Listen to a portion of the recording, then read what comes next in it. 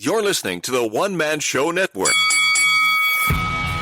Welcome to the MMA Fight Picks Podcast with your host, Aaron Weinbaum.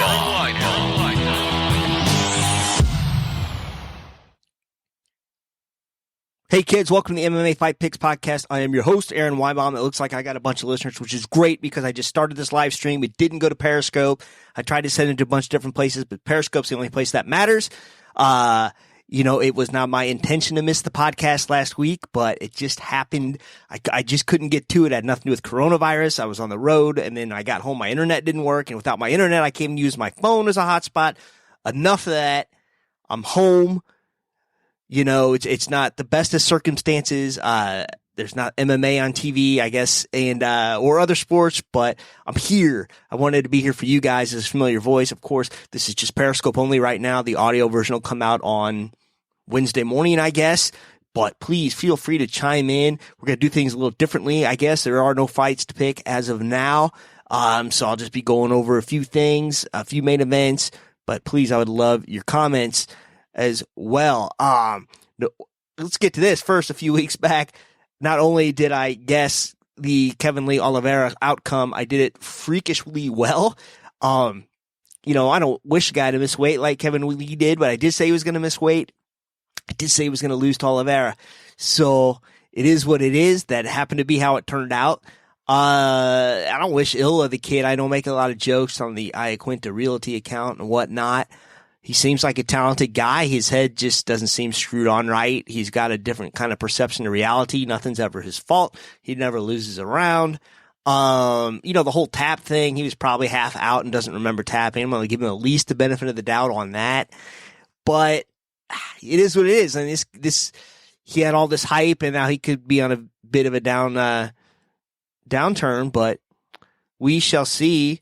What's the best way for the UFC to proceed now? I mean, they're going to keep canceling fights. I don't know.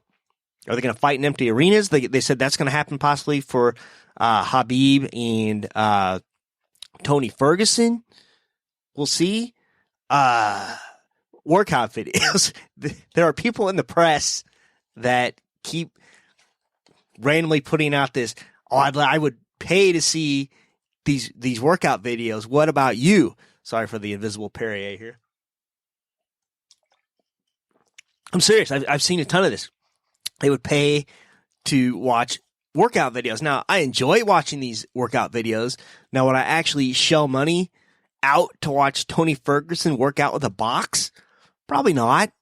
At least not $49. Probably not $5. I'm sorry. Oh, see, Mace it's not going to get postponed. Dana White tonight, he swears there's a location picked, and it's still going to happen. So I don't know. I thank you for the first comment, though. I did get a comment this evening. I got two. The Khabib fight will get postponed. I'm telling you, I only know what I know, and you know what? We can get to that right now. I can start getting to the news, and we'll see. It says here, according to MNAnews.com, Dana White says a location is set for UFC 249.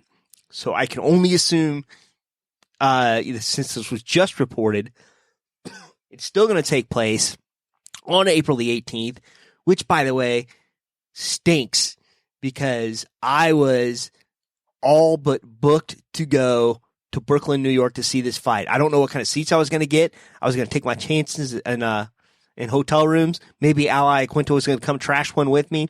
I don't know. But she's been watching the old notorious fights on ESPN Plus. Yes, thank you for ESPN Plus. There's been some stuff to watch. But Dana White, according to MMAnews.com and many other news sources, Khabib and Tony Ferguson will take place. Location unknown. He will send location, which is ironic. Of course, it will be no crowd. Listen, I don't know if that's going to be the only fight. I don't know. There's not much being said about the undercard and whatnot, but I certainly hope there is an undercard. And if this is the way it's going to be, maybe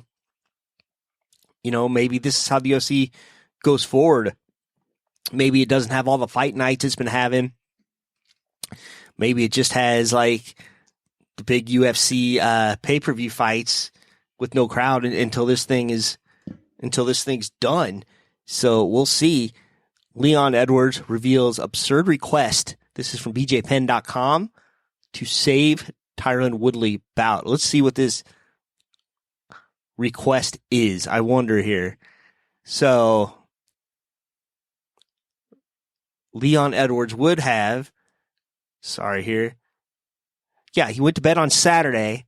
This would be, I believe, the week before the fight, waking him up and saying the fight's off in London. You need to get to America today.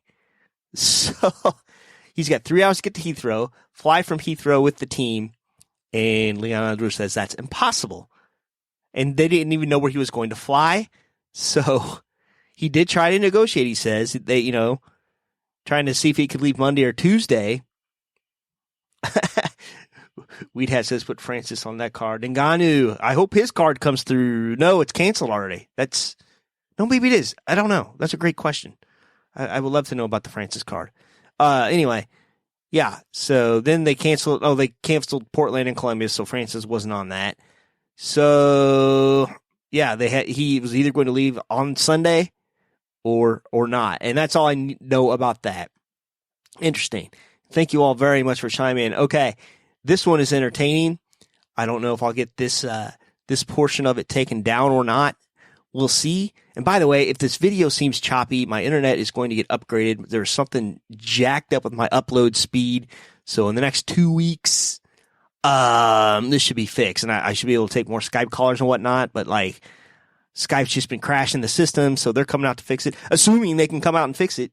You never know with this coronavirus stuff. But Tito Ortiz, also a bjpenn.com. This is really slow news, So the only ones reporting crazy stuff are just the ones that really are going after it. He has a conspiracy theory about coronavirus. I'm going to see if I can get this thing to play real quick. The sound should go to you magically. All right. Are you ready? Thank you, bjpenn.com. So, yeah, the week before, mind you, he called this virus a hype. So here we go. Do I think the coronavirus is real? 100% I think it's real. It's man-made. Yep, man-made virus that is taking out all the old people. It's kind of crazy. This is something I'd like to talk about, though. Remember in China when they're doing all the protesting, and you had so many people on the streets, and everybody wanted to be like us Americans and chanting the national anthem, and then all of a sudden, they were waving American flags. They were like, boom! That shit was over within a day. People are following coronavirus is the most craziest thing in the world. Now you don't see any one of those people protesting, do you? God dang. At all. I think in Italy they're doing the same thing. You don't see anybody protest anymore, do you? It's pretty crazy. So Tito thinks that coronavirus was made to basically take out any senior protesters that may or may not be out there. So that's very, very interesting take. Thank you, bjpenn.com, for that little tidbit. Couple more. One more thing, and I'll sign off of here, but I did just want to give you all an update here. Pound for pound best, Henry Cejudo warns Khabib and John Jones he's on his way to the top spot, the pound per pound top spot. Wow. So I don't think this is the way it's intended. That there are two men ahead of me in the pound per pound rankings, and I'm here to tell you, virus or no virus, that crown will be mine. So he's talking about Khabib and Johnny Bones Jones. I don't think he could possibly think he could get up to 205 pounds. Maybe it just means he'll fight more frequently this year. I don't know. But he is supposedly going to fight UFC 250 May 9th. He goes up against Jose Aldo. And interesting. Jones does not have a fight going. I assume he's going to fight Jan Blachowicz. That looks like that's the plan. And we'll see. Very interesting times. So if this undercard goes off, or I'm not undercard, sorry. if this pay-per-view goes off, Khabib does fight Tony in parts unknown or wherever that may be, then this will set the template for everything else to come. And, hopefully we'll see some fights be made. I, of course, don't want to see anyone in danger. I do want to see fights, But why do you got to have them in arenas? Why can't you have them in gyms like like the Tough Gym or somewhere very, very small places? But the fact that if they really are going to continue to go to these giant empty arenas, which I don't think they will, it doesn't make sense. You just need room for like an octagon, some lights, some cameras, obviously a locker room. You have no crowd. So why have it in these giant places? I'm sure somebody thought about that. We'll see. But until now, I'm sure by the time this podcast comes out, location will be known, that you live viewers, you got to say hi first. And I think that's it. So unless there's any other questions, I'm going to end this one pretty quick. And I do appreciate y'all listening. And I especially appreciate you that have chimed in tonight. So until next time, this is the MMA Fight Picks Podcast. Shalom. Please remember to support the podcast by visiting the affiliate links on AaronSaysWhat.com.